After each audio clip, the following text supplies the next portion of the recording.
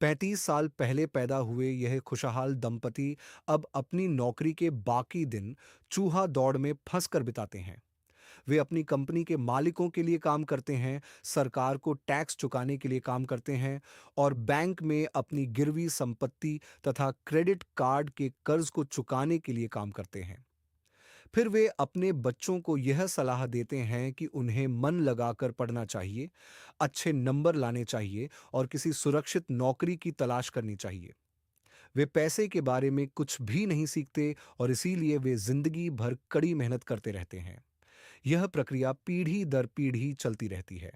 इसे चूहा दौड़ कहते हैं।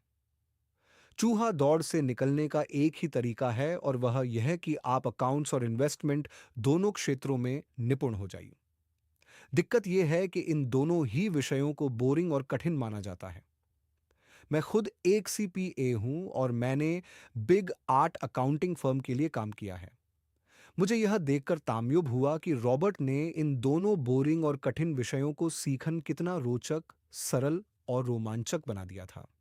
सीखने की प्रक्रिया इतनी अच्छी तरह छुपा ली गई थी कि जब हम चूहा दौड़ से बाहर निकलने के लिए जान लगा रहे थे, तो हमें यह ध्यान ही नहीं रहा कि हम कुछ सीख रहे थे।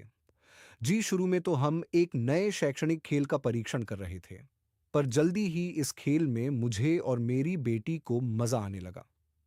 खेल के द्वारा हम दोनों ऐसे विषयों पर बात कर रहे थे जिनके बारे में हमने पहले कभी बातें नहीं की थीं। एक लेखापाल होने के कारण इनकम स्टेटमेंट और बैलेंस शीट से जुड़ा खेल खेलने में मुझे कोई परेशानी नहीं हुई। मैंने खेल के नियम और इसकी बारीकियां समझाने में अपनी बेटी और दूसरे लोगों की मदद भी की।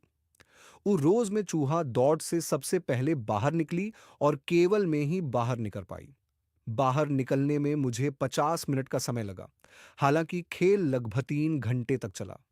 मेरी टेबल पर एक बैंकर बैठा था, इसके अलावा एक व्यवसायी था और एक कंप्यूटर प्रोग्रामर भी था।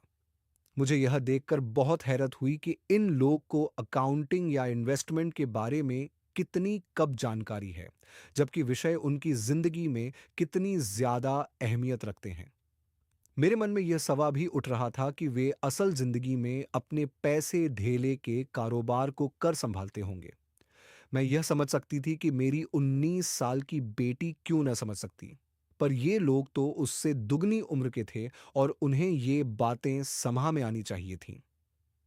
चूहा दौड़ से बाहर निकलने के बाद मैं 2 घंटे तक अपनी बेटी और इस शिक्षित अमीर वयस्कों